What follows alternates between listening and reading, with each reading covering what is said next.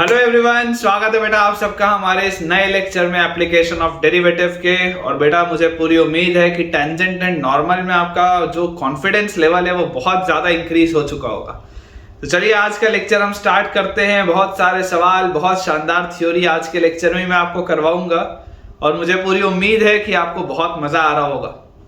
तो बेटा आज का लेक्चर स्टार्ट करने के पहले आप में से जितने बच्चों ने भी अब तक हमारा टेलीग्राम चैनल ज्वाइन नहीं किया है, आप जल्द से जल्द हमारे टेलीग्राम चैनल को ज्वाइन करिए, जिसको ज्वाइन करने से आपको दो फायदे होने वाले हैं। पहला आपको बच्चों जो फायदा होगा वो ये है कि आप कभी भी मेरा कोई भी लेक्चर मिस नहीं करेंगे, स्किप नहीं करेंगे। बिकॉज कई बार होता है कि यूट्यूब में बेटा जब मैं मल्टीपल वीडियोज एक दिन में पोस्ट करता हूं तो कुछ वीडियोज हाइड हो जाते हैं यूजर्स से, तो उसको बाईपास करने के लिए टेलीग्राम का चैनल है, ताकि आपको हमेशा ये बात की जानकारी रहे कि कब किस दिन कौन सा नया वीडियो पोस्ट किया गया है, ताकि आप बच्चों की पढ़ाई और बेहतर हो पाए। सेकंड और मोस्ट इंपॉर्टेंट बेटा जो एडवांटेज आपको होने वाला है वो ये है कि यहाँ पर तो मैं आपको बहुत सारे सवालों की प्रैक्टिस करवाऊंगा ही, लेकिन हमें अगर अपना सिलेक्शन इंश्योर करना है तो हमें और ज्यादा क्वेश्चंस के प्रैक्टिस की जरूरत है। और बेटा वो सारे के सारे क्वेश्चंस आपको यहाँ पर तो मैं करा नहीं सकता, इसलिए वो मैं आपको शेयर कर रहा हूँ आपके टेलीग्राम चैनल पे, ताकि आप अगेन अच्छे से अपने कॉन्फिडेंस को और फर्दर इंक्रीज कर पाए, आपकी पढ़ाई और अच्छे से हो पाए। तो चलिए स्टार्ट करते हैं बेटा आज का लेक्चर। और अगर आपको थोड़ा सा भी फायदा हो रहा है मेरे लेक्चर से तो जल्दी से वीडियो को लाइक कर दीजिए।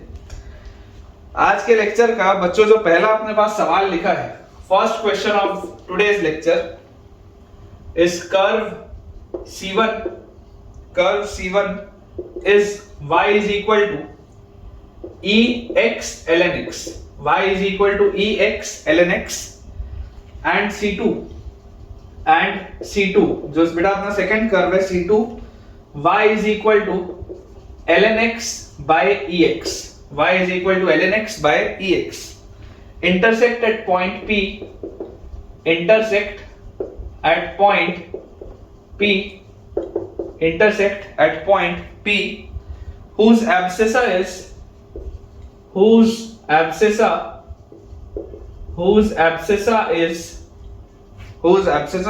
less than 1, whose abscissa is less than 1। ये अपने पास बच्चों चीज लिखी है। find equation of normal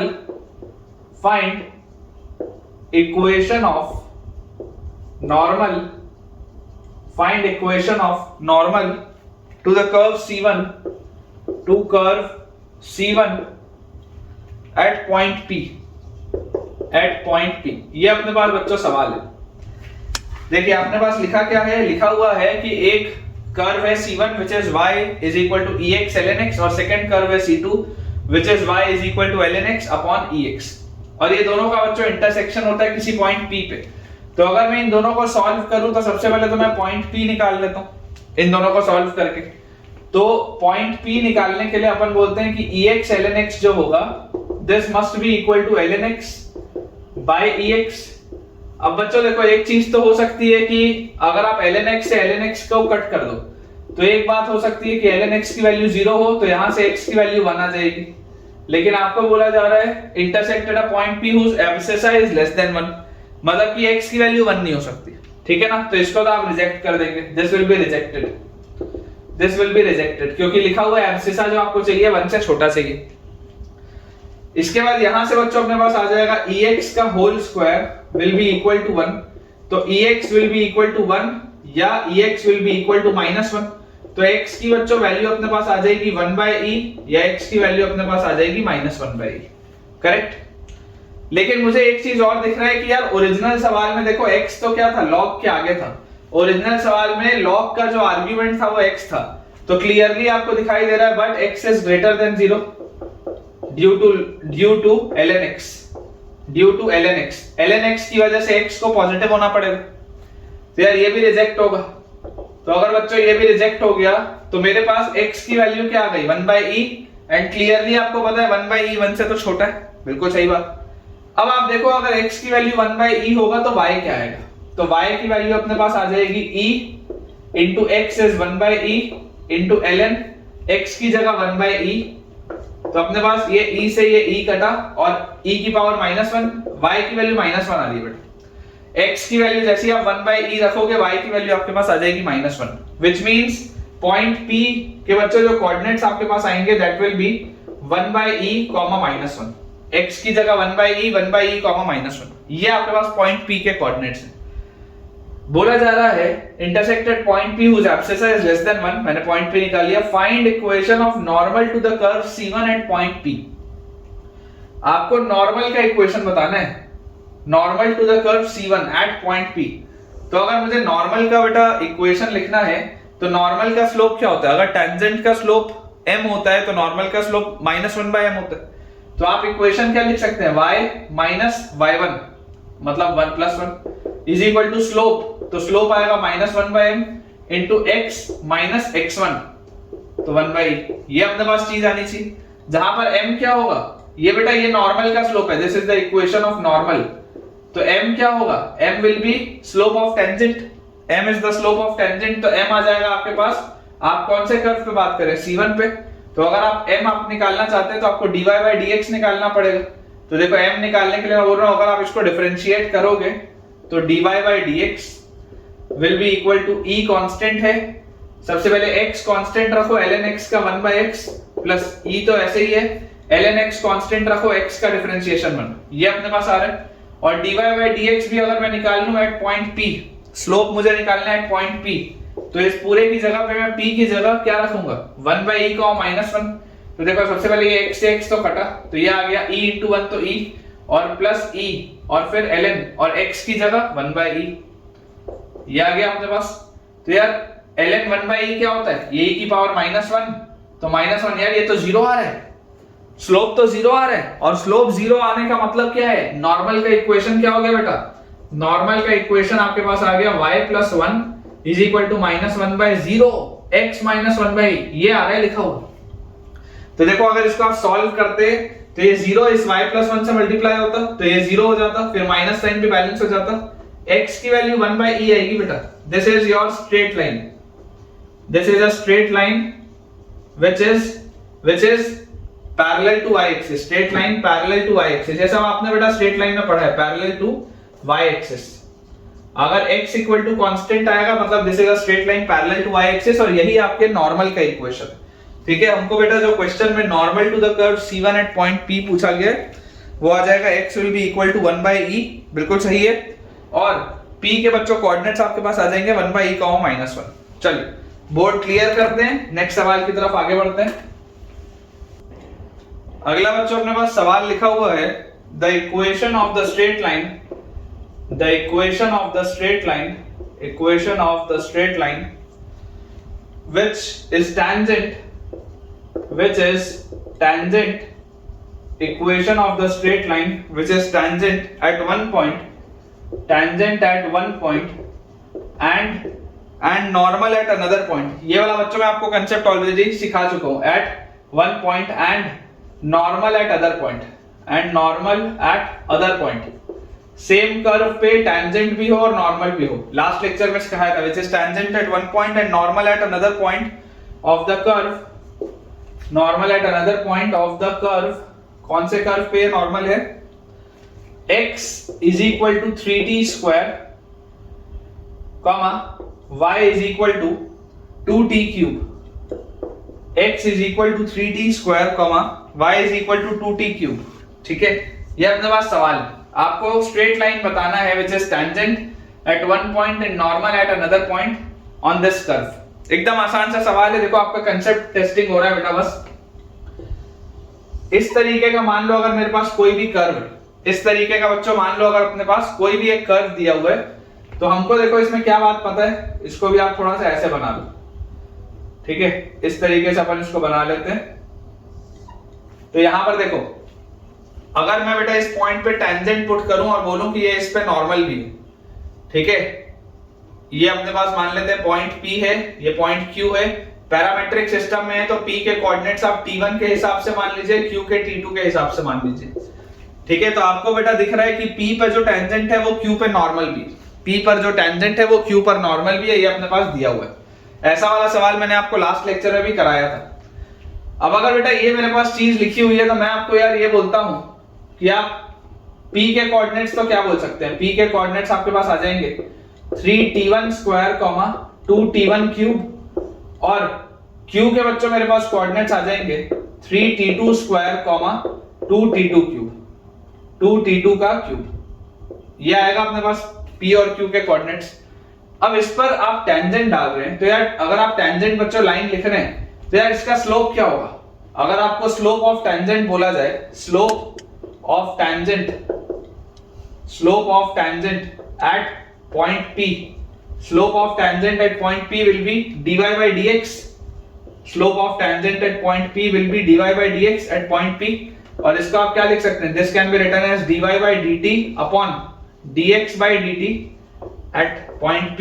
तो यार dy by dt क्या होगा? dy by dt मेरे पास आ जाएगा 6t square upon dx by dt क्या आ जाएगा? मेरे पास ये आ जाएगा 6t एट, कहां पर रखना है बेटा? ये t1 पर रखना है, t1 के टर्म्स में लिखा है ना, तो t1 पर रखना है। 6t से बच्चों ये 6 और 1 t तो कटा, तो यहां पर आपके पास सिर्फ t बचा, मतलब ये आ गया t1। तो इसका स्लोप यहां से आपके पास कितना आया? इसका बच्चों स्लोप आपके पास आ रहा है t1, बिल्कुल सही बात। तो यार मैं आपको बोलता हूं कि अगर इसका स्लोप आपके पास t1 आ रहा है, तो इसका स्लोप अगर आप 2 पॉइंट फॉर्म से निकालोगे, using 2 point form, also slope of PQ, अगर मैं इसको 2 पॉइंट फॉर्म से निकालूं, slope of PQ using 2 point form, तो मैं बोलूंगा y2 minus y1 मतलब 2 into t2 cube minus 2 into t1 cube, y2 minus y1 upon x2 minus x1, y2 minus y1 upon x2 minus x1 मतलब क्या आ जाएगा 3t2 square minus 3t1 square, ये चीज आएगी अपने पास। तो यार बेटा मैं आपको बोलता हूं 2/3 तो बाहर रखो, अच्छा ऊपर से t2 cube minus t1 cube में से t2 minus t1 बाहर, और ब्रैकेट के अंदर आ गया t2 square plus t1 t2 plus t1 square, ये चीज आ गई अपने पास, डिवाइडेड बाय नीचे में t2 minus t1 बाहर, और अंदर अपने पास आ जाएगा t2 प्लस t1, अंदर अपने पास आ जाएगा t2 प्लस t1। तो यार ये तो कैंसिल आउट हो गया। तो अब स्लोप ऑफ टेंजेंट आपके पास p1 भी आ रहा है, स्लोप pq आपके पास ये भी आ रहा है, दोनों सेम ही है, बेसिकली दोनों सेम ही है। अच्छा इसके अलावा मान लो अगर मैं यहां पर टेंजेंट का स्लोप बोलता, slope of tangent eight q, slope of tangent eight q, तो अगर टेंजेंट एट p का स्लोप बेटा dy by dx और ऐसा करके t1 आया, तो slope of tangent eight q क्या मैं डायरेक्टली बोल सकता हूं क्या t2 आता? सोच के देखो, अगर टेंजेंट एट p का स्लोप मेरे पास t1 आया, तो टेंजेंट एट q का स्लोप t2 आता। तो नॉर्मल का स्लोप क्या आता है? नॉर्मल एट q, इसका स्लोप क्या आ जाता? -1/t2। नॉर्मल का स्लोप क्या आ जाता? -1/t2। तो आप समझिए बच्चों इस बात को कि ये इस पर नॉर्मल भी तो है, ये जो अगर टेंजेंट था तो ये इस पर नॉर्मल भी है, मतलब कि मैं बोल सकता हूं देयरफॉर, देखो सबसे पहला जो स्लोप आया t1, this will be equal to 2/3 into t2 square plus t1 t2 plus t1 square upon t1 plus t2, ठीक है, ये स्लोप आया। और ये चीज किसके बराबर है? -1/t2, ये सब इक्वल है, बेसिकली ये सारी चीज इक्वल है। आप देख सकते हैं आपके पास यहाँ पर बच्चों 3 इक्वेशन लिखे हुए, ये 3 इक्वेशन लिखे हुए हैं। पहला इक्वेशन आप इन दोनों को सॉल्व कर सकते हैं, दूसरा इक्वेशन इन दोनों को सॉल्व कर सकते हैं, तीसरा इक्वेशन पहले और आखिरी वाले को सॉल्व कर सकते हैं। तो मैं बेटा आपको ये बोलता हूं कि सबसे पहले अगर मैं पहले और आखिरी वाले को ध्यान से देखूं तो मुझे दिखाई देता है कि t1 t2 की वैल्यू तो -1 आ रही है, ये बात तो एकदम निश्चित है कि t1 t2 की वैल्यू तो -1 आ रही है। और इसके बाद बेटा यहां से थोड़ा सा इसको अपन क्लियर कर लें, और अगर हम सिर्फ इतना सा हिस्सा चेक करें पहले दोनों को, अगर मैं सिर्फ ये पहले दोनों को सॉल्व करूं, ठीक है, तीसरे वाले को फिलहाल भूल जाओ, सिर्फ पहले दोनों को, तो क्रॉस मल्टीप्लाई करूंगा तो 3t1 into t1 plus t2 is equal to 2t2 square plus 2t1 t2 plus 2t1 square. तो यहां से अपने पास आ गया 3t1 square plus 3t1 t2 is equal to 2t2 square plus 2t1 t2 plus t1 plus 2t1 square. तो यार अगर बच्चों में एक साइड लेके जाऊं तो मेरे पास आ जाएगा t1 square plus t1 t2 minus 2t2 square is equal to 0, या इसको आप लिख सकते हैं t1 by t2 का whole square plus t1 by t2 का whole square plus t1 by t2 minus 2, this is equal to 0। तो अगर इसको बच्चों में फैक्टराइज करके लिखूंगा तो फैक्टराइज करके मैं यहां से लिख सकता हूं कि t1 बाई T2 प्लस 2, ठीक है, into T1 by T2 minus 1 is equal to 0। Check कर लीजिए बेटा, T1 बाई T2 का whole square plus 2 T1 by T2 minus T1 by T2, तो ये आ गया और माइनस 2, बिल्कुल सही। तो यार यहां से अपने पास T1 बाई T2 की वैल्यू आ जाती है माइनस 2 या इसकी वैल्यू आ जाती है 1। क्लियरली मुझे ये बात तो पता है कि यार T1 और T2 अलग अलग है ना, बहुत क्लियर सी बात है कि T1 is not equal to T2।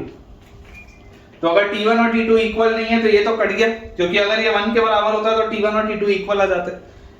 तो अब मेरे पास दो रिलेशन लिखे हैं बेटा, मेरे पास दो रिलेशन लिखे हुए हैं। मेरे पास एक रिलेशन है जिसमें T1 बाई T2 माइनस 2 है, एक रिलेशन है जिसमें T1 और T2 का प्रोडक्ट माइनस 1 है। अगर मैं इन दोनों को मल्टीप्लाई कर दूं, अगर बेटा मैं इन दोनों को मल्टीप्लाई कर दूं तो मेरे पास आ जाएगा देयरफॉर T1 स्क्वायर, देखो T2 से T2 कटेगा, T1 square is equal to 2 और T1 इज इक्वल टू √2, और √2 भी नहीं plus minus √2, T1 will be equal two plus minus √2, ये चीज अपने पास आ जाएगी। और जैसी बेटा ये चीज अपने पास आ गई तो अब आप यहां से सोच के देखिए कि आपको क्या बोला जा रहा है, straight line which is tangent at one point and normal at other point. आपको स्ट्रेट लाइन का इक्वेशन लिखना है। तो बेटा स्ट्रेट लाइन का इक्वेशन क्या आ जाएगा हमारे पास, स्ट्रेट लाइन का बच्चों इक्वेशन आ जाएगा अपने पास y माइनस y1। तो यार देखो आपके पास पॉइंट P पे आपको लिखना है ना, T1 की वैल्यू कितनी आ रही है, प्लस माइनस √2 आ रही है। तो यार यहां से आपके पास ये जो कोऑर्डिनेट्स आएंगे इसको भी अपन थोड़ा सा लिख लेते हैं, क्योंकि यहां पर अगर अपने को इक्वेशन लिखना है तो this will B 3 into T1 का स्क्वायर, T1 का स्क्वायर मतलब 2, तो 3 into 2 और कॉमा T1 का क्यूब, तो T1 का क्यूब आ जाएगा 2√2 प्लस माइनस 2√2 और 2, तो this will B plus minus 4√2। ये आएगा आपके पास बेटा कोऑर्डिनेट, ठीक है, ये दो अपने पास कोऑर्डिनेट आ जाएंगे।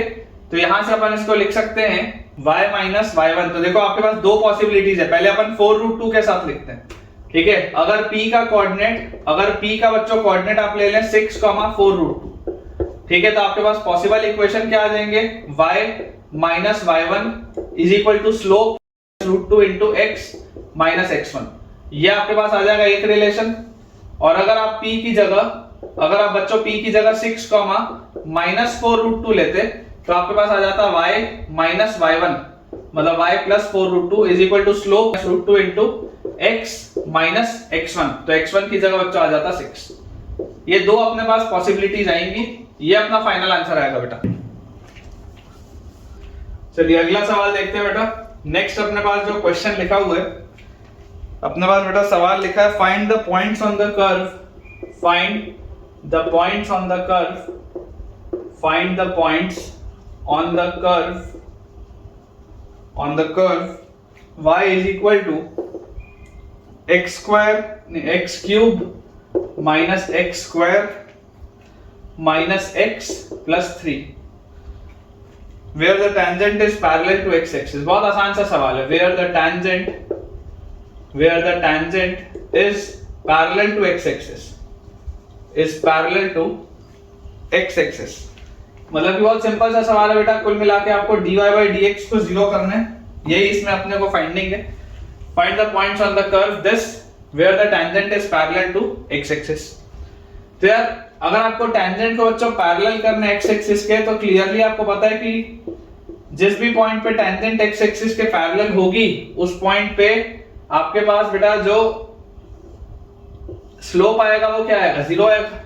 जिस भी पॉइंट पे टेंजेंट जो है वो इसके पैरेलल हो जाएगी, उस लाइन पे स्लोप क्या आ जाएगा, जीरो आ जाएगा उस पॉइंट पे। तो यार dy by dx को बेटा अगर मैं जीरो कर दूं तो आपको यहां पर आप dy by dx निकालो आता कितना है।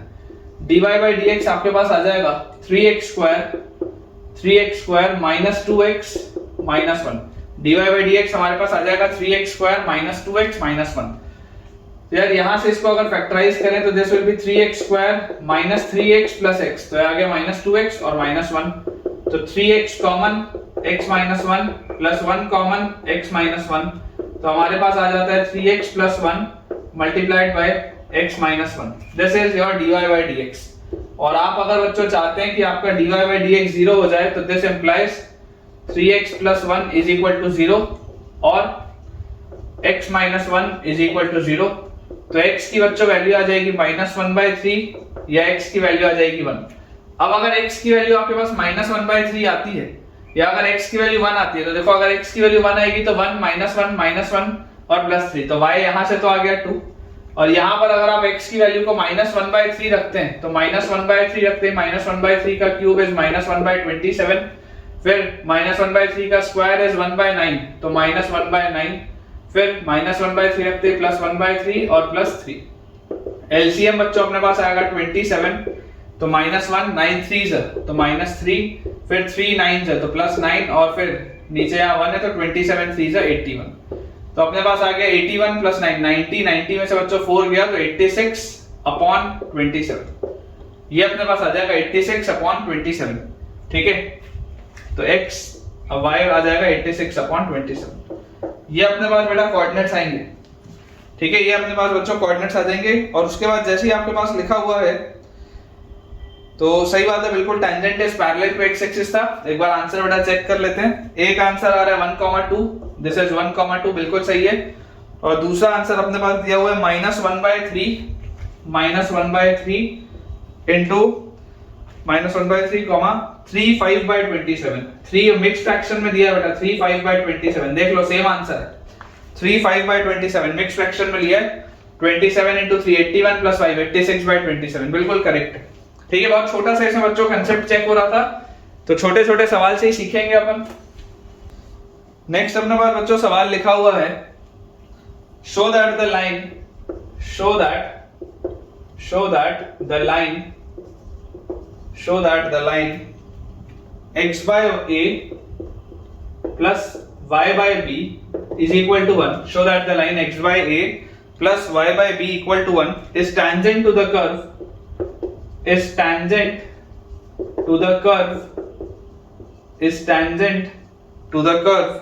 Show that the line x/a plus y/b equal to 1 is tangent to the curve y is equal to b into e raised to the power minus x/a. Y is equal to b into e raised to the power minus x/a at the point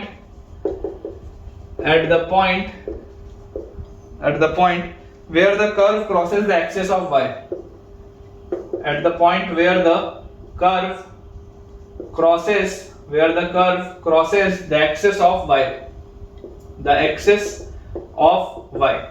ये अपने पास बच्चों देखो सवाल लिखा है, क्या बोला जा रहा है, show that the line this is tangent to the curve this at the point where the curve crosses the axis of y. मतलब आप कौन से पॉइंट की बात कर रहे हैं जो कि इसमें y एक्सिस के साथ कॉमन है, तो y एक्सिस मतलब क्या होता है, y एक्सिस मतलब होता है बच्चों x = 0, y एक्सिस मतलब होता है x = 0, तो आपको पॉइंट ऑफ इंटरसेक्शन जो निकालना है, पॉइंट ऑफ इंटरसेक्शन बच्चों आप जो निकालेंगे, तो पॉइंट ऑफ इंटरसेक्शन क्या आएगा, पॉइंट ऑफ इंटरसेक्शन अपने पास आएगा जब आप x = 0 को सॉल्व करेंगे इसके साथ, y = b into e raised to the power minus x/a के साथ जब आप सॉल्व करेंगे, तो यार अगर आप इन दोनों को सॉल्व करेंगे तो x की वैल्यू 0 रखते ही y क्या आ जाएगा, 0 रखते ही e की पावर 0 खत्म, y की वैल्यू आ जाएगी b, मतलब कि पॉइंट आ रहा है आपके पास 0,b, पॉइंट हमारे पास क्या आ रहा है 0,b। वापस सवाल पढ़ो, क्या लिखा है, show that the line this is tangent to the curve this at this point, line this is tangent to the curve this at this point, ठीक है, इस पॉइंट पे। तो अब अगर बच्चों आपको टेंजेंसी चेक करनी है इस पॉइंट पे, अगर आपको बच्चों टेंजेंसी चेक करनी है तो आप सबसे पहले स्लोप देखिए dy/dx क्या आ रहा है, व्हाट इज dy/dx, तो dy/dx बेटा अगर आप निकालेंगे इस पॉइंट पे तो b तो कांस्टेंट है, फिर e की पावर माइनस x/a का e की पावर माइनस x/a वैसे का वैसे ही है, आगे बढ़ेंगे माइनस x/a का माइनस 1/a, ये आपके पास आएगा, और आपको स्लोप निकालना है एट 0,b, स्लोप हमको निकालना है एट 0,b, ये चीज हमको निकालनी है एट 0,b। तो यार यहां से जैसे आप 0,b यहां पर रखोगे, x की जगह 0 रखते ही b into e की power 0 is 1 into minus 1/a, मतलब कि स्लोप अपने पास आ रहा है -b/a, स्लोप अपने पास क्या आ जा रहा है -b/a। तो इक्वेशन ऑफ टेंजेंट अपने पास आ जाएगा बेटा y minus y1 is equal to slope into x minus x1, y minus y1, ठीक है, तो ये आ गया y minus b is equal to slope into x minus x1, ये आ रहा है बेटा आंसर, ठीक है। अब आपको बोलना है कि ये आंसर है, इसको सॉल्व कर लो, तो जैसे आप इसको सॉल्व करेंगे a उधर जाएगा तो ay minus ab plus bx is equal to 0, ये minus bx से उधर जाएगा तो plus bx, तो यार यहाँ से आपके पास आ गया bx plus ay is equal to ab, और जैसे आप इसको ab से डिवाइड करेंगे तो x by a plus y by b is equal to 1। ये मिल गया बच्चों जो रिलेशन अपने को चाहिए था। तो यही चीज आपको बस प्रूव करनी थी। मैं आपको दोबारा बेटा बोल रहा हूँ, टेंजेंट नॉर्मल एक बहुत आसान सा चैप्टर है और इससे सवाल भी आते हैं। टीचर्स अक्सर इसमें गलती क्या करते हैं कि टीचर्स इसमें नंबर ऑफ इलस्ट्रेशंस बहुत ज्यादा नहीं कराते, तो बच्चों का ये चैप्टर कई बार कमजोर रह जाता है। एओडी कई बार बच्चों को डिफिकल्ट लग रहा होता है। तो मेरा अप्रोच बच्चों यही रहेगा कि मैं आपको ढेरों सवाल कराऊं ताकि आपका कॉन्फिडेंस एकदम हाईएस्ट लेवल पे हो और जेईई मेंस और एडवांस तुम बिल्कुल क्रैक करो। ठीक है, तो अगर ये सवाल आपको फायदा दे रहे हैं तो मुझे कमेंट्स में आप बेटा बताइए।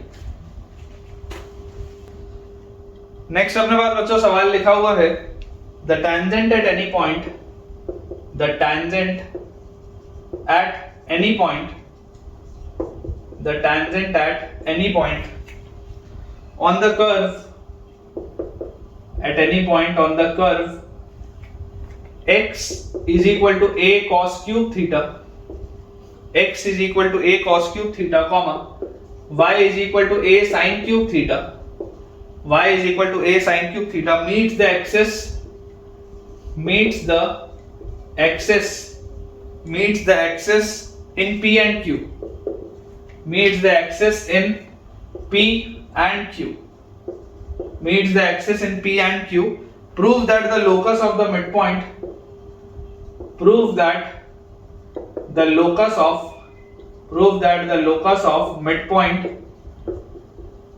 prove that the locus of midpoint of PQ is a circle, of PQ is a circle।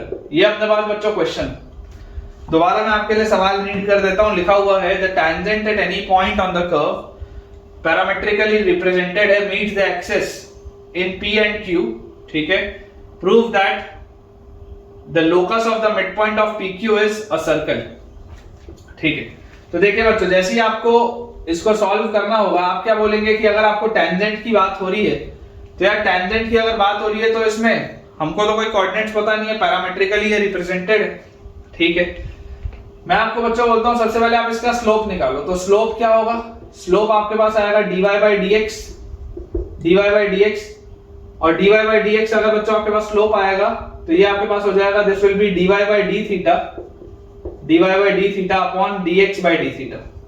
तो यार dy बाई d थीटा क्या है, dy by d theta will be a into sin cube theta मतलब 3 sin theta, sorry 3 sin square theta into sin theta का cos theta upon dx by d theta is a into 3 cos square theta और cos theta का minus sin theta. ये अपने पास लिखा है। तो अगर बच्चों ये अपने पास स्लोप लिखा हुआ है, a से a कटा, 3 से 3 कटा, एक sin से कटा, एक cos से एक cos से कटा, तो आपके पास आ गया sin by cos which is minus tan theta. यहाँ एक माइनस साइन भी है तो स्लोप अपने पास आ जाता है माइनस tan थीटा। ठीक है, The tangent at any point of this curve, कोई भी इस पॉइंट पे अगर आप टेंजेंट बोल दें, ठीक है, थीटा ही अगर अपन इस पे ले लें तो आपके पास इसका स्लोप है, तो टेंजेंट का इक्वेशन क्या आ जाएगा, equation of tangent, equation of tangent will be y minus y1। तो y1 को आप क्या बोल सकते हैं, a sin क्यूब थीटा 1 लिख लो, कोई दिक्कत नहीं। किसी पॉइंट थीटा 1 पे अगर आप लिखोगे, जैसे अपन अगर ये t में लिखा होता तो आप t1 t2 बोलते ना, वैसे थीटा 1 बोल दो, कोई दिक्कत नहीं। ठीक है, तो अपने पास देखो इस तरीके का ये कर्व है, ऐसा कोई एक कर्व है, यहां पर आपने इस पर बच्चों टेंजेंट पुट किया और टेंजेंट जो आपने इस पे पुट किया ये कोई पॉइंट थीटा 1 पर है, इसके कोऑर्डिनेट्स पैरामेट्रिकली थीटा 1 पर लिखे, मतलब this will be a cos cube theta 1, a sin cube theta 1, ये इसका मतलब है। और ये tangents meets the axis at p and q, p और q पे बच्चों ये एक्सिस को मीट करते हैं, तो locus of the mid point of pq x, k, locus of the mid point of pq, ये आपको निकालना है। तो यार यहां से बच्चों देखो आपके पास टेंजेंट का इक्वेशन क्या आ जाएगा, y minus y1 is equal to slope, slope is minus tan theta into x minus x1। तो x1 हमारे पास क्या आ जाएगा, a cos cube theta 1, a cos cube theta 1, ये चीज आ जाएगी अपने पास। अब आप बच्चों सोच के देखिए, अगर आपको p और q के कोऑर्डिनेट्स निकालने हो, p और q के, तो हमारे पास p के कोऑर्डिनेट्स क्या आएंगे, p के कोऑर्डिनेट्स निकालने के लिए आपको y इक्वल टू 0 रखना पड़ेगा। तो अगर आप y की वैल्यू 0 रखेंगे तो आपके पास इमीडिएटली आ जाएगा, अच्छा ये स्लोप भी आप किस पॉइंट पे निकाल रहे हैं, ये स्लोप आप निकाल रहे हैं एट थीटा 1, ठीक है ना, स्लोप आप निकाल रहे हैं एट थीटा 1। थीटा वन पे बच्चों अगर मैं स्लोप निकाल रहा हूं तो this will be minus tan theta one, यहां पर माइनस tan थीटा वन लिख लेते हैं, तो this will be minus a sin cube theta one is equal to minus tan theta one into x minus a cos cube theta one. ये आ जाएगा अपने पास। तो यार ये माइनस से माइनस तो गया, और tan थीटा वन को भी मैं शॉर्ट में लिख सकता हूं, मतलब थोड़ा एक्सपैंड करके लिख सकता हूं sin theta one upon cos theta one, ऐसे इसको लिख सकते हैं sin theta one upon cos theta one. तो ये एक sin थीटा वन इस क्यूब से काटा तो स्क्वायर बचा, ठीक है। अब इसके बाद इस cos थीटा वन को भी अगर अपन वहां ले जाएं तो a sin square theta one into cos theta one is equal to, या ये उधर जाएगा तो plus a cos cube theta one is equal to x, ये आएगा आपके पास बेटा, ये चीज आएगी आपके पास। यार यहां से मुझे दिखाई दे रहा है this is a cos theta one बाहर, a cos थीटा वन बाहर, अंदर अपने पास आ गया sin square theta one plus cos square theta one, this is equal to x। तो x की वैल्यू आ जाती है a cos theta one, x की अपने पास वैल्यू आ जाती है a cos theta one, correct. अब p के कोऑर्डिनेट्स निकालने के बाद बच्चों अगर मुझे q के कोऑर्डिनेट्स निकालने हो, कोऑर्डिनेट्स ऑफ q, तो उसके लिए मैं क्या बोलूंगा, मैं x को 0 रखूंगा, और x को अगर मैं 0 रखूंगा तो देखो y की वैल्यू क्या आ जाएगी, y will be equal to a sin cube theta one, a sin cube theta one और minus tan theta one, minus tan theta one, ये एक 0 हो गया, minus a cos cube theta one, तो plus a cos cube theta one.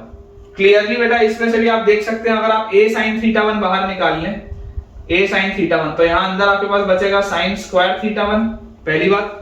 अच्छा इसमें देखो sin bye cos होगा, एक cos से एक cos कटेगा, जो sin होगा वो a sin के साथ बाहर आएगा, तो यहाँ cos स्क्वायर बचेगा, तो plus cos square theta one, तो ये आपके पास आ जा रहा है a sin थीटा वन, ये आ जा रहा है y। अब अगर हम बात बेटा करें लोकस की, तो लोकस की अगर बच्चों हम बात करेंगे तो आपको दिखाई देता है कि h क्या होगा, h will be x coordinate of q plus x coordinate of p by 2, तो x कोऑर्डिनेट ऑफ q क्या है 0 plus x coordinate of p क्या है a cos थीटा वन, तो a cos थीटा वन और by 2, ये आएगा आपके पास h। वैसे ही k क्या आएगा, अगर मिडिल पॉइंट है तो k will be equal to y coordinate of q plus y coordinate of p, तो y coordinate of q is a sin theta one plus y coordinate of p is 0 by 2, ये आ गया अपने पास। यार यहां से तो आंसर अब आता हुआ दिख रहा है बेटा। अगर मैं डायरेक्टली आंसर लिखूं तो यहां पर मैं लिख देता हूं 2h बाय a का whole square, 2h by a का whole square plus 2k by a का whole square will be equal to 1। देख लो 2h बाय a का whole square plus 2k by a का whole square will be equal to 1, या आप बोल सकते हैं h square plus k square will be equal to a square by 4। ये आएगा आपके पास बच्चों लोकस। h को x से और k को y से आप रिप्लेस कर सकते हैं। दिस इज अ सर्कल जिसका सेंटर ओरिजिन पर है और जिसका रेडियस है आपके पास a/2, दिखाई दे रहा है एकदम clearly. h square plus k square यहां पर by into 4 by a square और 4 बाय a स्क्वायर उधर जाएगा तो a square by 4। This is your answer. Clearly आप देख सकते हैं this is a circle. Prove that the locus of mid point of pq is a circle, आप देख सकते हैं। ठीक है, ऐसे सवालों से बेटा कॉन्फिडेंस बहुत इंक्रीज होता है और कांसेप्ट्स क्लियर होते हैं। अगर हम ऐसा सवाल एक बार में बना लें तो हमारे कांसेप्ट स्ट्रांग हो जाते हैं। नेक्स्ट सवाल बेटा अपने पास लिखा है, स्टार लगा लेंगे, थोड़ा अलग सा क्वेश्चन है। क्वेश्चन दिया हुआ है फाइंड द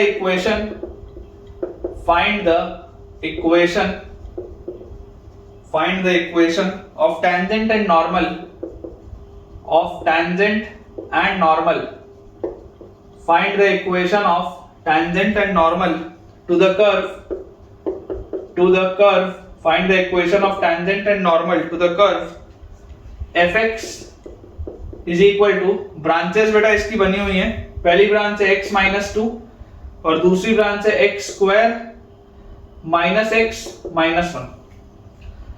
ये है f x is less than 1 and ये है f x is greater than or equal to 1। ठीक है, find the equation of tangent and normal to the curve this at x equal to 1 if it exists। अगर exist करता हो tangent और normal इस point पे तो आपको बच्चों वो चीज बतानी है, उसका इक्वेशन आपको बताना है। तो यार देखो एक बात तो आपको समझ में आती है कि ये कर्व थोड़ा सा अलग तरीके का है। ये पैराबोलिक है, ये स्ट्रेट लाइन है, 1 पर बेटा ब्रांचेस चेंज हो रही है, 1 पर ब्रांचेस चेंज हो रही है। तो आप अगर चाहें तो इसका स्लोप निकालने के लिए आप f डैश एक बार निकाल के देखिए, है ना, f डैश 1 प्लस, क्योंकि अगर f डैश एग्जिस्ट नहीं किया तो प्रॉब्लम आ जाएगी, है ना। f डैश 1 प्लस और f डैश 1 माइनस बेटा सेम होना चाहिए, नहीं तो डेरिवेटिव एट 1 पॉसिबल नहीं होगा, तो स्लोप पॉसिबल नहीं होगा। तो f डैश 1 प्लस क्या आ जाएगा बेटा, limit h approaches 0 f 1 plus h minus f1 by h, यही होगा क्या, f dash 1 plus will be f 1 plus h minus f1 by h। तो यार 1 plus h पर तो इसका बिहेवियर इसकी तरह है, 1 plus h पर बच्चों इसका बिहेवियर इसकी तरह है, तो this will be 1 plus h का whole square minus 1 plus h minus 1, ठीक है, माइनस f1, 1 पर इसकी वैल्यू आ जाएगी 1 माइनस 1 खत्म और माइनस 1, ठीक है। तो माइनस f1 पे आ गया माइनस 1 अपॉन h, ये अपने पास आता है यार 1 प्लस h का होल स्क्वायर। अगर अपन देखेंगे, अच्छा यहाँ देखो, ये माइनस 1 और माइनस माइनस प्लस 1 कट गया, यहाँ पर अपने पास लिखा क्या है, 1 प्लस h का whole square is 1 plus h square plus 2h और minus 1 minus h upon h, ये माइनस 1 से प्लस 1 भी कटा और 2h माइनस h बच्चों होता है, अगर आप h से इसको सब्ट्रैक्ट करेंगे, h से डिवाइड करेंगे तो दिस विल बी h और प्लस 2h माइनस h होता है h, तो h plus 1। Limit h approaches 0 है, h अप्रोचेस जैसी 0 है तो इसका आंसर आ जाएगा 1, मतलब राइट डेरिवेटिव तो आपके पास आ रहा है 1, right derivative is coming out to be 1। Left derivative भी अगर 1 आ गया तो फिर आप स्लोप इसका निकाल सकते हैं, है ना, और उसके बाद फिर आप टेंजेंट और नॉर्मल भी लिख पाएंगे। तो f डैश 1 माइनस देख लेते हैं, तो limit h approaches 0 f 1 minus h minus f1 upon minus h, तो यहां से आ जाएगा 1 माइनस h का होल स्क्वायर, नहीं 1 माइनस पे है ना, तो 1 माइनस पर ब्रांच ये वाली, तो this will be 1 minus h minus 2, सबसे पहले माइनस f1, 1 पर इसका आंसर क्या आता है, माइनस 1 आता है अपॉन माइनस h। तो यार यहां से अगर मैं इसको ध्यान से देखूं तो ये प्लस 1 और प्लस 1 प्लस 2 और माइनस 2, ये तो कट गया और माइनस h से माइनस h भी कटेगा यार, ये भी बना रहा है। ये बात देखो एकदम क्लियर है, राइट डेरिवेटिव और लेफ्ट डेरिवेटिव 1 पर दोनों की वैल्यू 1 आ रही है, मतलब कि स्लोप इसका 1 है। और अगर बच्चों इसका स्लोप 1 है, इसका मतलब कि स्लोप सेम है, तो टेंजेंट और नॉर्मल का इक्वेशन आप लिख सकते हैं। अगर आपको x इक्वल टू 1 पर टेंजेंट और नॉर्मल का इक्वेशन लिखना है तो देखो x इक्वल टू 1 पर at x equal to 1 y की वैल्यू क्या आ जा रही है, fx की वैल्यू 1 रखती आ जा रही है माइनस 1, तो आपके पास जो टेंजेंट का इक्वेशन हो that will be y minus y1 is equal to slope, slope क्या है 1 इनटू x माइनस x1। तो यहां से अपने पास आ गया y is equal to x minus 1 और माइनस 1, तो x minus 2, y is equal to x minus 2, ये आ गया अपने पास पहला रिलेशन, ठीक है, टेंजेंट का। सेकेंडली अब अगर अपन नॉर्मल की बात करें तो नॉर्मल में हम क्या बोलेंगे, y minus y1 is equal to slope. तो यार टेंजेंट के क्या होता है बेटा, माइनस टाइम्स रेसिप्रोकल होता है उसका स्लोप नॉर्मल का, तो y plus 1 is equal to minus 1 into x minus 1, तो यहां से अपने पास आ जाएगा y is equal to minus x, y is equal to minus x, ये आएगा बच्चों अपने पास नॉर्मल का इक्वेशन, चेक कर लीजिए। टेंजेंट का इक्वेशन आपके पास आ जाएगा x minus y is equal to 2, x minus y is equal to 2, बिल्कुल सही है, x minus y is equal to 2 बिल्कुल करेक्ट है। और उसके बाद दूसरा आ जाएगा बच्चों y is equal to minus x, y is equal to minus x, बिल्कुल करेक्ट है बेटा। नेक्स्ट अपने पास बेटा सवाल है, आज बहुत सारे मैं आपको सवाल करा रहा हूं। क्वेश्चन लिखा हुआ है for the curve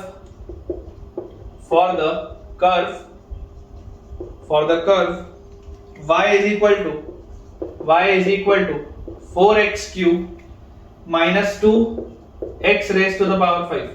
For the curve y is equal to 4x cube minus 2x raised to the power 5, find all the points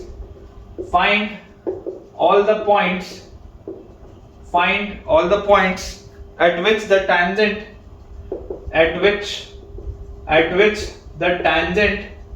find all the points at which the tangent passes through the origin. Find all the points at which the tangent passes through the origin. ठीक है, ये अपने पास बेटा सवाल है, आसान से सवाल है ताकि आपका थोड़ा सा कॉन्फिडेंस और कंसेप्ट दोनों ही क्लियर हो जाए।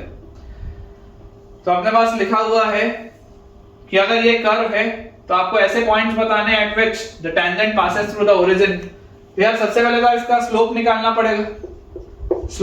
पड़ेगा, और अगर आपको टेंजेंट को ओरिजिन से पास करना है तो फिर उसके हिसाब से अपने को इक्वेशन लिखना पड़ेगा। तो अपन ऐसा करते हैं, टेंजेंट के लिए बेटा सबसे पहले स्लोप निकालते हैं कि स्लोप इसका आता क्या है। dy by dx अगर अपन निकालें तो that will be 12x square minus 10x raise to the power 4, यही आएगा। ठीक है, यही लिखा है ना, for the curve this curve find all the points at which the tangent passes through the origin. तो टेंजेंट का बच्चों आपको स्लोप मिल गया। अब अगर आप ये स्लोप निकाल रहे हैं एट x1 y1, मान लो बच्चों अगर आप ये स्लोप निकाल रहे हैं एट x1 y1, तो आपके पास स्लोप क्या आ गया, 12x1 square minus 10x1 to the power 4, 12x1 square minus 10x1 to the power 4, यही आएगा अपने पास स्लोप। अब स्लोप अपने पास है, पॉइंट अपने पास है, तो equation of tangent will be y minus y1 is equal to slope.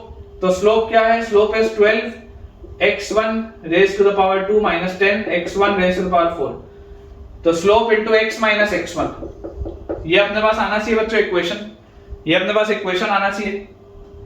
अब अगर बेटा ये हमारे पास इक्वेशन है, और एक चीज और कि अगर x1 y1 मैंने पॉइंट लिया है तो ऑल्सो मैं बोल सकता हूं x1 y1 इसको सेटिस्फाई करेगा, तो y1 will be equal to 4x1 का cube minus 2x1 to the power 5, ये भी एक रिलेशन होना चाहिए, ये भी हमारे पास एक रिलेशन आना चाहिए x1 और y1 में, कि अगर x1 y1 पर बेटा मैं टेंजेंट का इक्वेशन लिख रहा हूं, स्लोप लिख रहा हूं, तो x1 y1 उसको भी तो सेटिस्फाई करेगा।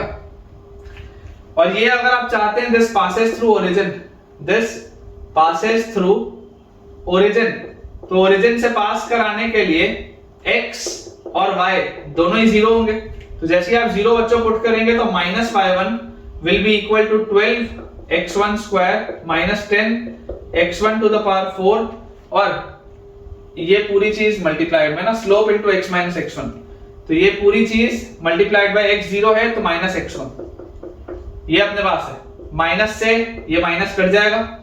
y1 की जगह हम क्या लिख सकते हैं, y1 की जगह हम लिख सकते हैं ये चीज को, तो 4x1 cube minus 2x1 to the power 5, 4x1 cube minus 2x1 to the power 5 is equal to, ये x1 इससे मल्टीप्लाई होगा तो 12x1 cube minus 10x1 to the power 5, तो हमारे पास आ जाता है बच्चों यहां से 8x1 to the power 5 is equal to 8x1 to the power 5 is equal to 8x1 cube, ये आ जाता है अपने पास। यार यहां से मेरे पास देखो क्या आ गया, 8 से 8 कटा, x1 की power 5 minus x1 cube this is equal to 0, x1 cube बाहर, x1 square minus 1 is equal to 0, तो x1 की वैल्यू आएगी 0 या 1 या माइनस 1, ये तीन वैल्यूज पॉसिबल है बेटा x1 की।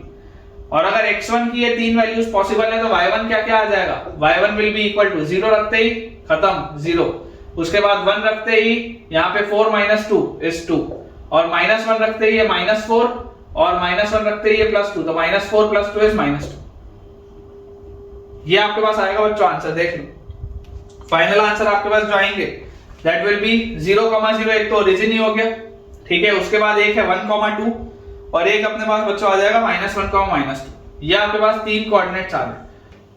नेक्स्ट बेटा अपने पास सवाल लिखा हुआ है, टिपिकल जेईई एडवांस लेवल सवाल है, ठीक है, typical JEE advance level.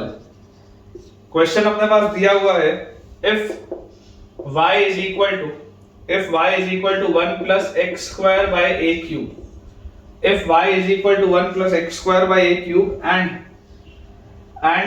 y equal to 4 root x and y equal to 4 root x have only one point in common, have only one point in common, have only one point in common, ठीक है, ये अपने पास दिया हुआ है, find a क्या लिखा है, if y is equal to 1 plus x square by a cube and y equal to 4 root x have only one point in common, find a। अब देखो अक्सर बच्चों इसमें जो गलतियां हो जाती हैं कि वन पॉइंट इन कॉमन देख के हमें क्या लगता है कि इंटरसेक्ट हो रहा होगा, ठीक है, या इसका स्लोप इक्वल हो रहा होगा, कुछ इस तरीके का हमको थॉट आता है। आप बेटा अगर इसका ग्राफ सोचेंगे तो आप सबसे पहले देखिए ये जो y equal to 1 plus x square by a cube लिखा है, यहाँ पर x स्क्वायर का कोफिशिएंट क्या है, कोफिशिएंट ऑफ एक्स स्क्वायर जो है बेटा, coefficient of x square is 1/a³। समझने की कोशिश करिए, coefficient of x square is 1/a³। ये तो आपको दिखाई दे रहा है कि ये जो बच्चों ग्राफ है, जब आप x की जगह 0 रखोगे इसकी वैल्यू 1 आएगी और ये एक पैराबोलिक कर्व होगा। अब क्योंकि इसका कोफिशिएंट 1/a³ है, तो अगर a नेगेटिव हुआ तो आपका ग्राफ कैसा होना चाहिए? कुछ ऐसा आपके पास ग्राफ आना चाहिए, सोच के देखो। अगर a की वैल्यू नेगेटिव हुई तो x स्क्वायर का लीडिंग कोफिशिएंट नेगेटिव हो जाएगा, तो this will B mouth opening downwards parabola. और यहां पर आपको दिखाई दे रहा है कि x की वैल्यू 0 रखने पर y की वैल्यू 1 आती है, तो इस तरीके का आपके पास ये कर्व आएगा। ठीक है, इस तरीके का बच्चों कुछ कर्व हमारे पास आएगा। अब अगर बेटा मैं ये वाला ग्राफ बना लिया हूं, देखो इसका जो वर्टेक्स भी आएगा, इसका वर्टेक्स कहां आएगा? -b/2a पे। तो अगर -b/2a आप लोगे तो -b/2a भी आपके पास 0 आ जाएगा। ठीक है, तो ये बिल्कुल अपन ने सही इसका ग्राफ बनाया। और y = 4√x, आप क्लियरली देख सकते हैं x जो होगा, x सिर्फ और सिर्फ पॉजिटिव हो सकता है। ठीक है, x आपके पास सिर्फ आप पॉजिटिव रख सकते हैं, और जब आप x पॉजिटिव रखेंगे तो y भी पॉजिटिव मिलेगा, मतलब कि कुछ ऐसा आपके पास ग्राफ होगा y = 4√x का। अंदाजे से अगर देखें तो y = 4√x का बच्चों कुछ इस तरीके का अपने पास ग्राफ आ जाएगा। तो यार यहां से मुझे क्या चीज समझ में आती है बेटा? मुझे यहां से ये बात समझ में आती है कि ये जो है, ये एक आ गया, इसमें देखो पॉइंट ऑफ इंटरसेक्शन। तो आपको क्या बोला जा रहा है? Have only one point in common. तो ये बात देखो एकदम क्लियर है बेटा, ये बात हमारे पास एकदम क्लियर है कि अगर a नेगेटिव होगा, if a is less than 0, तो हर बार इन दोनों में एक ही पॉइंट कॉमन आएगा। मतलब ये तो हमेशा ही आंसर है, this is always your answer. अगर आप a नेगेटिव ले रहे हैं तो a नेगेटिव लेने पर आपका एक graph mouth opening downwards parabola है, एक आपके पास इस तरीके का कर्व है, तो आप हमेशा देख सकते हैं कि इसमें एक ही पॉइंट कॉमन होगा जो आपके लिए कंडीशन में दिया हुआ था। तो a लेस देन 0 तो आंसर होगा। उसके अलावा देखो और क्या हो सकता है? If a is positive, imagine करो अगर बच्चों a पॉजिटिव हो, तो a पॉजिटिव होने पर आपका ग्राफ कैसा होगा? अगर आप a को पॉजिटिव ले लें तो आपको यहाँ पर दिखाई दे रहा है कि वर्टेक्स तो इसका अभी भी कहां पर आएगा? इसका वर्टेक्स अभी भी आपके पास आ जाएगा -b/2a पे, मतलब 0 पे, और x = 0 पे इसकी वैल्यू है 1। तो इसका कुछ इस तरीके का ग्राफ होगा। x की वैल्यू 0 रखते y की वैल्यू 1 होगी, और अगर a पॉजिटिव हुआ तो this will be a mouth opening upwards parabola. इस तरीके का आपके पास ग्राफ आएगा। वर्टेक्स अभी भी आप देख सकते हैं -b/2a जब आप करेंगे, बेसिकली इसको आप ऐसा लिख सकते हैं ना, x² + 0 × x + 1। ये आपका इक्वेशन है। तो इसका वर्टेक्स कहां होगा? -b/2a करोगे तो वर्टेक्स यहीं पर आएगा y एक्सिस पे। अब आपको बोला जा रहा है कि एंड 4√x है only one point in common. अब आप इमेजिन करो अगर 4√x का कर्व ऐसा हुआ तब तो कोई भी पॉइंट कॉमन नहीं मिलेगा। अगर 4√x का कर्व इस तरीके का हुआ तो आपको 2 पॉइंट मिल जाएंगे। मतलब कि ये बात 100% बेटा श्योर है कि अगर मुझे 4√x के साथ इसको एक ही पॉइंट करवाना है तो वो इसको टच करते हुए जाना चाहिए। देखो ये दोनों ग्राफ बेटा जो मैंने बनाए थे, मैं इसको मिटा देता हूं। एक मैंने नीचे बनाया था और एक मैंने ऐसे ऊपर से बनाया था। नीचे वाले में कोई सॉल्यूशन नहीं आएगा कॉमन, और ऊपर वाले में 2 आ जाएंगे, एक इधर और एक इधर। लेकिन अगर मुझे बोला जा रहा है कि सिर्फ एक ही पॉइंट कॉमन है, इसका मतलब कुछ इसका ऐसा ग्राफ होना चाहिए और ये यहां पर इसको टच करता हुआ जाना चाहिए। कुछ इस तरीके का हमारे पास बच्चों ग्राफ आना चाहिए। This is 4√x and this is 1 + x²/a³। तो हमको क्लियरली दिखता है कि ये दोनों में एक पॉइंट अगर कॉमन होगा तो ये जो भी पॉइंट होगा, ये आपके पास बच्चों जो भी पॉइंट आएगा, इस पॉइंट पे स्लोप आपका क्या होगा? सेम होगा। ठीक है, इस पॉइंट पे हमारे पास जो स्लोप आएगा दैट विल बी सेम। तो यार अगर मैं dy/dx निकाल के देखूं कि व्हाट इज dy/dx, तो मुझे बेटा एक बात समझ में आती है कि स्लोप मस्ट बी सेम। तो y' को आप इक्वेट करो, तो y' की वैल्यू यहां पहले वाले से आ जाएगी, 1 तो गायब, x² का 2x/a³, और दूसरे साइड का 4√x है तो 4, और √x का 1/2√x, ये अपने पास आ जाएगा। तो यहां से ये एक 2 से ये यहां पर आ गया, ये 2, और ये 2 से ये 2 भी कट गया। तो यार x की पावर 3/2, x की पावर 3/2 की वैल्यू आ जाएगी a की पावर 3। दोनों साइड अगर आप स्क्वायर कर देंगे तो x³ विल बी a⁻⁶, या हम बोल सकते हैं x विल बी a²। देख लीजिए बेटा, x की वैल्यू होगी a²। ठीक है, अब अगर x की वैल्यू हमारे पास a² आ जाती है, क्लियरली आप देख सकते हैं x एक पॉजिटिव क्वांटिटी है, और ये जो x की वैल्यू a स्क्वायर आई है, a स्क्वायर इन दोनों को सेटिस्फाई करेगा। तो अगर ये इन दोनों को सेटिस्फाई करेगा तो यार यहां से मैं बोल सकता हूं कि x की जगह जब मैं a स्क्वायर रखूंगा तो यहां से जो y आएगा और यहां पर जब मैं x की जगह a स्क्वायर रखूंगा तो जो y आएगा वो दोनों सेम होना चाहिए।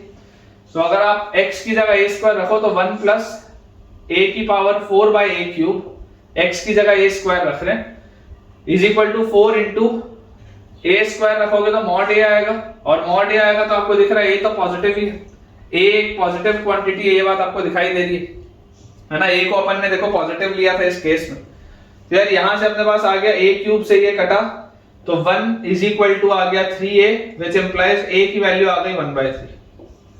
यहां से बच्चों अपने पास a की वैल्यू कितनी आ जाएगी, 3a आ गया, तो a की वैल्यू आ जाएगी 1/3। मतलब कि जब a पॉजिटिव आप लोगे, जब आप a को बेटा पॉजिटिव लोगे तो आपके पास सिर्फ एक सॉल्यूशन आ रहा है, दैट इज 1/3। अक्सर बच्चे आंसर यही देते हैं, अक्सर बच्चे बेटा यही आंसर देते हैं कि जब वो बोलते हैं कि have one point in common तो बच्चों को फीलिंग यही आता है, this is the common answer, कि सर इसका आंसर सिर्फ 1/3 आएगा। हम भूल जाते हैं कई बार कि ये वाला भी तो केस हो सकता है, इसमें भी तो देखो आपके सवाल में कहीं पर भी टचिंग की बात नहीं हो रही, वो जो सिर्फ ये लिखा हुआ है 1 पॉइंट इन कॉमन, वो 1 पॉइंट इंटरसेक्शन का भी हो सकता है और वो 1 पॉइंट टचिंग का भी हो सकता है। कहीं पर भी ऐसा लिखा है क्या कि they only touch once, touch तो नहीं लिखा, टच वाला अगर पर्टिकुलरली लिखा होता तो सिर्फ ये आंसर होता, लेकिन अगर ये बोला जा रहा है कि they have only 1 point in common तो वो इंटरसेक्शन का ही पॉइंट हो सकता है। तो बच्चों जो फाइनल आंसर आपके पास आएगा, final answer will be a belongs to, है ना, फाइंड a है तो a बिलोंग्स टू -इंफिनिटी से 0 और यूनियन करली ब्रैकेट में 1/3, ये आंसर आना चाहिए अपने पास। -इंफिनिटी से 0 आप कुछ भी ले सकते हैं क्योंकि a लेस देन 0 के सारे ही केसेस पॉसिबल हैं, a लेस देन 0 आप जब भी लोगे हमेशा एक ही सॉल्यूशन आएगा, चाहे आप कोई भी a ले लो, और a की वैल्यू 1/3 भी हो सकती है। तो फाइनल आंसर इज -इंफिनिटी से 0 यूनियन 1/3। अच्छा सवाल है बेटा, एडवांस लेवल में क्वेश्चंस ऐसे ही होते हैं, एकदम सिंपल सा कंसेप्ट है लेकिन बच्चा मिस कर जाता है। अगला बेटा अपने पास जो क्वेश्चन लिखा है उसमें दिया हुआ है find the acute angle, find the acute angle, find the acute angle between the curves, between the curves, find the acute angle between the curves y equal to sin x, y equal to sin x and y equal to cos x, and y equal to cos x। आपको बच्चों इनके बीच में जो acute angle है वो बताना है। अब देखिए समझने वाली बात है कि यार इन ये तो बहुत सारी जगह इंटरसेक्ट होते होंगे, तो अगर बहुत सारी जगह इंटरसेक्ट होते होंगे तो बेसिकली अगर ऐसा सवाल पूछा जा रहा है मतलब हर जगह पॉइंट ऑफ इंटरसेक्शन पे, क्योंकि सिमेट्रिक कर्व है तो हर जगह पॉइंट ऑफ इंटरसेक्शन पे एंगल वही होगा। देखो आप इसका अगर ग्राफ देखोगे बेटा, अगर आप इसका ग्राफ देखेंगे, आप सबको पता है कि sin x का ग्राफ कैसा होता है, ये आपके पास आता है sin x का ग्राफ, और अगर बेटा मैं बात करूं cos x के ग्राफ की तो cos x का ग्राफ इस तरीके का आपके पास बनेगा, है ना, ये यहां से अपने पास ये ऐसा डिक्रीजिंग ट्रेंड में रहेगा और ये डिक्रीज होता होता होता होता यहां तक आएगा और फिर ये यहां से बेटा इंक्रीज करना चालू करेगा, ठीक है, इस तरीके से इंक्रीज करेगा और ये आपके पास यहां से पास होगा, इसके बाद ये आपके इस पॉइंट से पास होगा, ठीक है, और उसके बाद ये इंक्रीज करते करते ऐसे आएगा। कुछ इस तरीके का अपने पास इसका ग्राफ बनना चाहिए, कुछ ऐसा। क्लियरली हमको ये बात बेटा पता है कि ये आपका 1 वाला लाइन है, ठीक है, ये हमारे पास 1 वाली लाइन है, तो इस ग्राफ को थोड़ा सा अपन बेटर बना लेते हैं, ये ऐसा बना लेते हैं, ठीक है।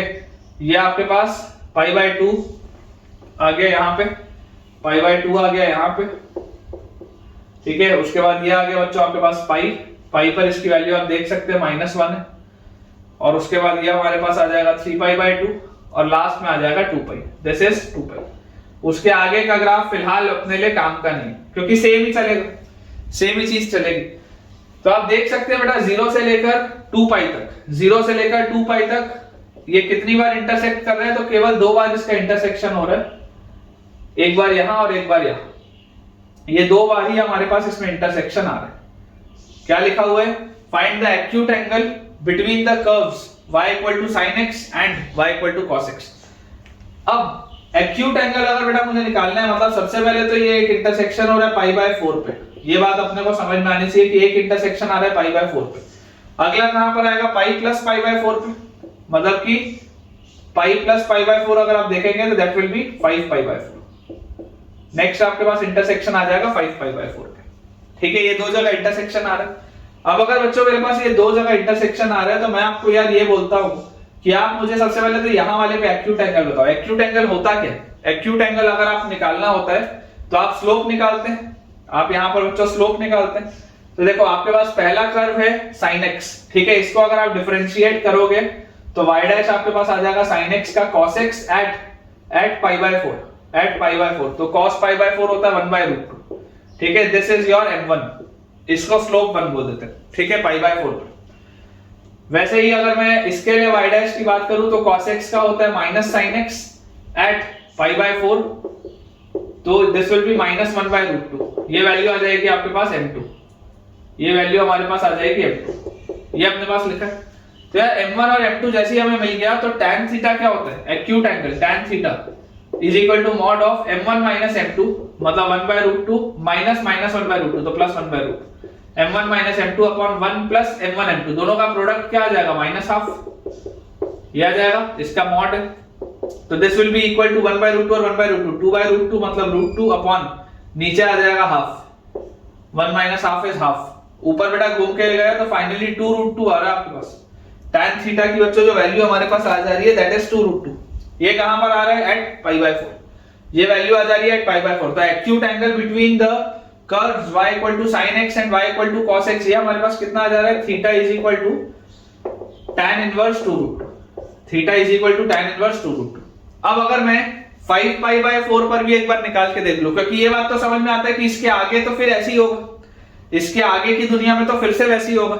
हालांकि मुझे उम्मीद है यहां पर भी वही होगा, लेकिन चलो करके देख लेते हैं। तो y डैश अगर अपन देखें तो एट cos y डैश आ जाएगा cos x, और अब आपके पास पॉइंट है 5 पाई बाय 4, ठीक है, cos ऑफ 5 पाई बाय 4। तो cos ऑफ 5 पाई बाय 4 क्या होता है? पाई प्लस पाई बाय 4 मतलब minus cos pi by 4, this will be minus 1/√2, this will be your m1, है ना। ये आपके पास सेकंड केस है, दिस इज योर केस 2। ये आपके पास पहला केस था जब आप पाई बाय 4 पे चेक कर रहे थे, ये केस 1 था, अब आप केस 2 देख रहे हैं। एंड सिमिलरली अगर हम y डैश देखें तो y डैश दूसरे कर्व के लिए आ जाएगा माइनस sin x, और अब मुझे इसको चेक करना है at 5 pi by 4, minus sin x, और अब मुझे इसको चेक करना है एट 5 पाई बाय 4। तो sin of 5 pi by 4 is pi plus pi by 4 minus pi by 4 और माइनस, ये आ जाएगा बच्चों 1/√2, दिस इज योर m2, ये अपने पास आ रहा है। m1 हमारे पास है, m2 हमारे पास है। अगेन अगर मैं इसमें tan थीटा की बात करूं तो tan थीटा जो एक्यूट एंगल होगा that will B mod of m1 minus m2, तो minus 1/√2 minus 1/√2, m1 minus m2 upon 1 plus m1 m2, दोनों का प्रोडक्ट, तो दोनों का प्रोडक्ट आ जाएगा अगेन माइनस हाफ। आप देख सकते हैं बेटा आंसर सेम आता हुआ दिख रहा है, माइनस 1/√2 और minus 1/√2 is minus 2/√2, this is minus √2 upon नीचे लिखा हुआ है हमारे पास हाफ, और इसका मॉड है, तो ये भी 2√2 आएगा। देख लो आप आंसर सेम आएगा, आंसर वही आएगा। तो इसका जो आंसर हमारे पास आ जाएगा, final answer is acute angle अगर आपको निकालना है तो theta will be tan inverse 2√2। Acute angle between the two curves sin x and cos x is theta is equal to tan inverse 2√2। बिल्कुल करेक्ट है, ठीक है। कहीं पर भी थोड़ा भी डाउट आता है आप बिल्कुल बच्चों कमेंट्स में पूछ सकते हैं। चलिए अगला सवाल देखते हैं बेटा। क्वेश्चन अपने पास लिखा है, if theta is the acute angle between, if theta is the acute angle between, if theta is the acute angle between y equal to x square and 6y is equal to 7 minus x cube, and 6y is equal to 7 minus x cube at a comma a, at a comma a। तो बोला जा रहा है find theta, बोला जा रहा है हमारे पास फाइंड थीटा। क्या लिखा है? If theta is the acute angle between these two curves, अगर थीटा जो है वो ये दोनों के बीच का एक्यूट एंगल है, ठीक है, at some point a comma a, at some point a comma a। तो यार अगर आपको इन दोनों के बीच का एक्यूट एंगल निकालना है at some point a comma a, तो आपको सबसे पहले तो ऑब्वियसली ये बात समझ में आती है कि ये दोनों कर्व कहीं पर तो इंटरसेक्ट हो रहे होंगे, तो आप बच्चों पॉइंट ऑफ इंटरसेक्शन निकालिए। क्योंकि आप दोनों के बीच का एंगल तो तभी निकाल पाएंगे जब आपको पॉइंट ऑफ इंटरसेक्शन पता हो। तो अगर मैं इसमें पॉइंट ऑफ इंटरसेक्शन निकालने का प्रयास करूं तो पॉइंट ऑफ इंटरसेक्शन कैसे निकलेगा, y की वैल्यू है x स्क्वायर, तो अगर उसको आप उसमें सब्स्टिट्यूट कर दोगे तो 6x square will be equal to 7 minus x cube. यहां से y की जगह x स्क्वायर रख दोगे तो 6x square will be equal to 7 minus x cube. या हम यहां से बच्चों लिख सकते हैं, क्लियरली आपको दिखाई देगा, एक तो x की वैल्यू 1 आ रही है हिट एंड ट्रायल से, एक तो x की वैल्यू 1 आ रही है। जैसे आप x की जगह 1 रखोगे एक तो आपके पास रूट आ जाएगा। अच्छा, इसके बाद अगर आपको देखो फैक्टराइज आपको अगर और करना हो तो यहां से आपके पास क्या आ जाएगा, x cube plus 6x square minus 7 is equal to 0। x cube plus 6x square minus 7 equal to 0। x equal to 1 तो आपने हिट एंड ट्रायल से निकाल लिया, हिट एंड ट्रायल से x इक्वल टू 1 निकल गया, ठीक है। अगर आपको बचे हुए दो रूट्स निकालने हो तो आपके पास x माइनस 1 से आप इसको डिवाइड कर देंगे। तो जैसे आप इसको x माइनस 1 से बच्चों डिवाइड करेंगे, ये आपको आता ही है लॉन्ग डिवीजन मेथड, जिसको मैं शॉर्टकट से बता रहा हूं। यहां पर मैं लिखूंगा x स्क्वायर, ये मिल गया x cube minus x square plus 7x square, तो मिल गया 6x स्क्वायर। फिर आ गया अपने पास क्या, माइनस 7x, तो ये आ गया प्लस 7x और माइनस 7, बिल्कुल ठीक। तो ये अपने पास आ गया x square plus 7x plus 7 multiplied by x minus 1, this is equal to 0। ये इसका फैक्टराइजेशन है। आपको बच्चों एक चीज इसमें दिखाई दे रही होगी कि यार इसके अगर आप रूट्स निकालेंगे b स्क्वायर माइनस 4ac करके, तो x की वैल्यू आ जाएगी minus b plus minus root over b square minus 4ac upon 2। अच्छा आंसर नहीं आएगा यहां से अच्छा आंसर नहीं आएगा। आपको देखो बोला जा रहा है a कॉमा a पे, ठीक है। x की जरूर आप दो वैल्यूज निकाल सकते हैं, लेकिन जब आप उसके करेस्पॉन्डिंग y निकालेंगे तो अच्छा आंसर नहीं आएगा। लेकिन अगर मैं x की वैल्यू 1 लूं तो यार x की वैल्यू 1 रखते ही देखो y क्या मिल जाएगा, y खट से 1 मिल जाएगा अपने को। x की वैल्यू 1 रखते ही y खट से 1 मिल जाएगा, और यहां से अगर आप x निकालोगे तो निकलेगा जरूर, लेकिन कॉम्प्लिकेटेड निकलेगा। तो यहां से जब आप इस x के करेस्पॉन्डिंग y निकालोगे तो अच्छा आंसर आपको मिलेगा नहीं। मतलब कि आपको कुल मिला के 1, 1 पे बताना है ना। पॉइंट ऑफ इंटरसेक्शन आपके पास कुल मिला के आएगा 1, 1, क्योंकि ये आपको a, a बोल रहा है, तो 1, 1 पर आपको ये बताना है एक्यूट एंगल। तो अगर हम कर्व, पहले वाले कर्व की बात करें तो y डैश क्या होगा, y dash will B 2x, और आपको बताना है एट x इक्वल टू 1, तो y डैश की वैल्यू आ जाएगी 2, ये आपका स्लोप m1 है।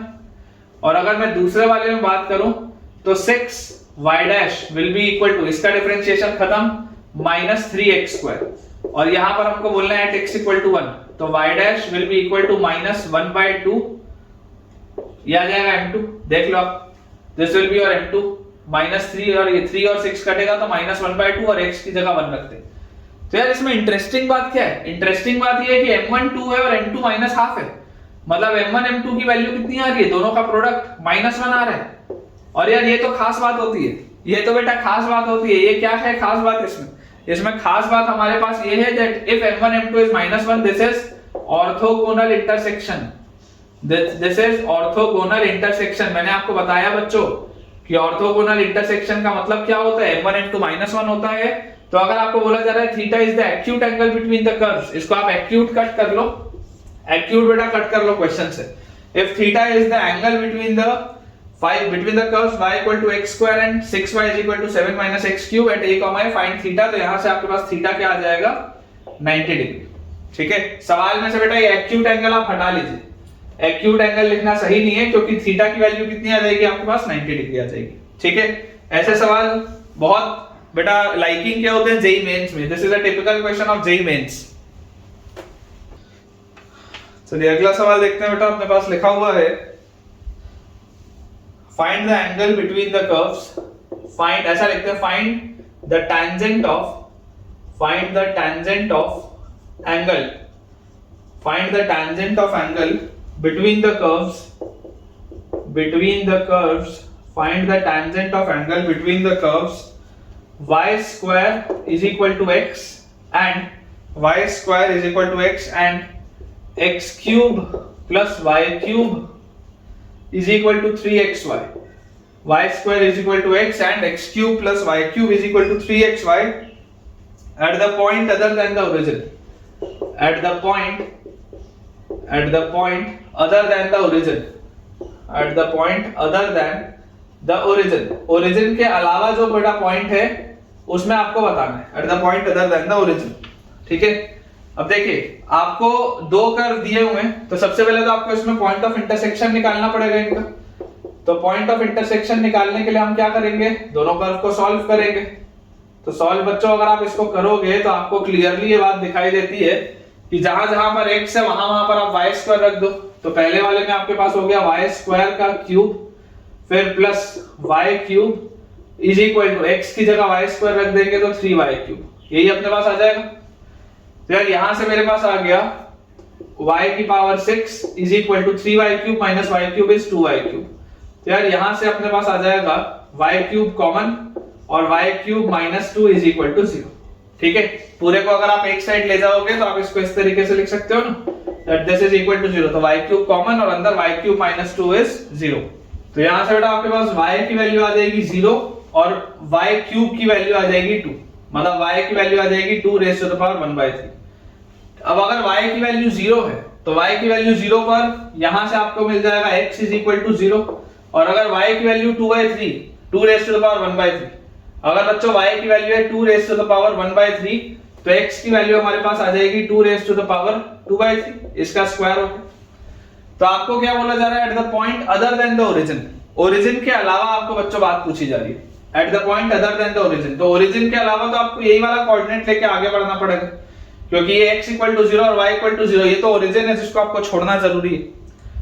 तो यहां से अपने पास देखो क्या चीज आ जाती है बच्चों, जैसे हमने ये चीज लिख ली तो यहां से अपने पास आ जाता है कि अगर मुझे इसका टेंजेंट ऑफ एंगल बताना है तो एक्यूट एंगल निकालने के लिए सबसे पहले आप इसको डिफरेंशिएट करिए। पहले वाले कर्व को अगर बेटा मैं डिफरेंशिएट करूंगा तो 2y y dash will be equal to 1, तो y डैश की बच्चों वैल्यू आ जाएगी 1/2y, और एट आपके पास देखो y इक्वल टू कितना है 2 की पावर 1/3, तो ये अपने पास आ जाएगा 1/2 इंटू 2 की पावर 1/3, मतलब ये आ जाएगा बच्चों 2 की पावर 4/3, ये आएगा आपके पास slope y dash. This is your m1। और अगर हम बात करें m2 की तो m2 अपने पास निकालने के लिए इसको डिफरेंशिएट करेंगे तो x क्यूब का 3x square plus y cube का 3y square into y dash और इज इक्वल टू 3xy का, तो 3xy का y डैश प्लस 3yx का 1, ये चीज आ जाएगी अपने पास। और यहां से बच्चों मुझे क्लियरली दिखाई देता है कि यार ये 3 का फैक्टर तो कॉमन है, इसको तो काटो, इस 3 के फैक्टर को तो आप कट करो। तो यहां से बेटा अपने पास आ जाता है x स्क्वायर और y स्क्वायर y डैश और plus x y dash plus y, तो अपन इसको ऐसा लिख लेते हैं y square y dash minus x y dash is equal to y minus x square. ठीक है, और y डैश कॉमन अगर ले लें तो अपने पास आ जाएगा y minus x square upon y dash अपन ने कॉमन निकाल लिया तो y स्क्वायर माइनस x, और ये हमको निकालना है एट 2 की पावर 2/3 कॉमन 2 की पावर 1/3, ये अपने को निकालना है एट 2 की पावर 2/3 कॉमा 2 की पावर 1/3, ये अब इस पे बच्चों अपने को ये निकालना है। तो बस इस वैल्यू को बेटा पुट करते हैं, तो यहां से अपने पास आएगा y की जगह 2 की पावर 1/3 माइनस x स्क्वायर की जगह 2 की पावर 4/3 अपॉन नीचे अगर हम देखें तो y स्क्वायर की जगह हमारे पास आएगा 2 की पावर 2/3 माइनस x, तो अगेन 2 की पावर 2/3। यार ये क्या आ गया, ये क्या आ गया, ये तो बेटा अपने पास आ गया नीचे 0, नीचे आ गया 0, नीचे 0 आ गया, मतलब ये तो इनफाइनाइट आ गया, m2 इज इनफाइनाइट, m2 तो बच्चों इनफाइनाइट आ रहा है अपने पास, देख लो आप नीचे अगर स्लोप आपके पास ये पूरी चीज बच्चों 0 आ गई, मतलब ये m2 जो होगा slope this comes out to be infinite. तो एक्यूट एंगल होता क्या था, एक्यूट एंगल आपको बेटा निकालना है टेंजेंट ऑफ द एंगल, तो tan थीटा होता है mod of m1 minus m2 upon 1 plus m1 m2। और मैंने आपको बच्चों ये बात सिखाई है कि कभी भी अगर कोई चीज इंफिनिटी की तरफ जा रही हो तो उससे आप डिवाइड कर दो, तो उससे आप इसको लिख सकते हो m1 by m2 minus 1 upon 1 by m2 और प्लस m1, ऐसा आप इसको लिख सकते हैं क्लियरली। जैसे m2 इंफिनिटी की तरफ जाएगा ये खत्म, तो आपके पास आंसर आ जाएगा 1 by m1, और 1 by m1 क्या होता है, मॉड लगाए तो माइनस बैलेंस हो जाएगा 1 by m1, और m1 कितना है अपने पास, m1 आया था बच्चों 2 की पावर 4/3, 1/2 की पावर 4/3, तो दिस इज 1/2 की पावर 4/3, ये है। तो final answer will be 2 raise to the power 4/3, या इसको आप लिख सकते हैं 16 की पावर 1/3। ठीक है, तो हमें बोला जाता है टेंजेंट ऑफ द एंगल, तो टेंजेंट ऑफ द एंगल जो आएगा tan थीटा की वैल्यू कितनी आएगी 16 की पावर 1/3। तो आंसर बेटा जो अपने पास आ जाएगा that will be 16 raise to the power 1/3। Final answer बच्चों जो अपने पास आ जाएगा that is 16 raise to the power 1/3। ये है बेटा tangent of the angle, tangent of the angle जो कि ये दो कर्व्स के बीच में बनता है other than the origin. Next अपने पास बेटा एक इंटरेस्टिंग सा क्वेश्चन है, इसको आप इंपॉर्टेंट मार्क कर लेंगे। अच्छा सवाल है ये। सवाल अपने पास दिया हुआ है find the acute angle, find the acute angle, find the acute angle between the curves, between the curves। ये आज का बच्चों लास्ट सवाल रहेगा। Find the acute angle between the curves y is equal to greatest integer of mod sin x plus mod cos x। y is equal to greatest integer of mod sin x plus mod cos x। और second अपने पास बच्चों curve दिया हुआ है x square plus y square, x square plus y square equal to 5। ठीक है, अब इसमें बेटा पूरा खेल इस फंक्शन का है, ये तो आसान सा है। पूरा खेल इस फंक्शन का है, बच्चों को ये समझ ही नहीं आता कैसा फंक्शन है। ठीक है, यहां पर आप लिख सकते हैं this denotes your greatest integer function. समझने वाली बात है, अगर आप पहले वाले कर्व को देखेंगे, पूरा खेल पहले कर्व पर है, बाकी तो ये तो आसान से। अगर आप इसको क्रैक कर लेते हैं तो ये सवाल बहुत आसान है। अब अगर मैं बात करूं y is equal to greatest integer mod sine x plus mod cos x की, तो यार इसको लिखने का बच्चों बेस्ट जो तरीका है, इसको लिखने का बच्चों जो बेस्ट तरीका है कि आप सबसे पहले ऐसा कर लीजिए, आप इस पूरे को y ना मान के t मान लो अंदर वाली चीज को। आप बेटा अंदर वाली चीज को मान लो t, इसको आप लिख लो let t is equal to mod sine x plus mod cos x। अब आप पहले बात करो mod sine x plus mod cos x की, तो अगर मैं स्क्वायर कर दूं दोनों साइड, तो स्क्वायर करती बेटा t स्क्वायर की वैल्यू मेरे पास आ जाएगी मॉड साइन x का स्क्वायर मतलब sine square x, mod cos x का स्क्वायर मतलब कॉस स्क्वायर x, और 2 mod sine x cos x मतलब मॉड साइन 2x। तो यार यहां से मेरे पास आ गया t square minus 1 is equal to mod sine 2x। ये चीज आ गई अपने पास, t square minus 1 is equal to mod sine 2x। और ये जो मॉड साइन 2x है, ये मॉड साइन 2x कहां से कहां मूव करता है, तो ये मॉड साइन 2x तो बच्चों मूव करेगा 0 से लेकर 1 तक। मॉड्यूलस फंक्शन है, नेगेटिव तो हो नहीं सकता, 0 से 1 में मूव करेगा। और अगर बेटा ये 0 से 1 में आपके पास मूव करेगा तो t स्क्वायर माइनस 1 0 से 1 में मूव करेगा, t स्क्वायर माइनस 1 जो होगा वो 0 से 1 में मूव करेगा। अगर 1 आप ऐड कर दो तो t स्क्वायर जो है वो 1 ऐड करते ही t स्क्वायर जो है वो 0 से मतलब 1 से 2 में मूव करेगा।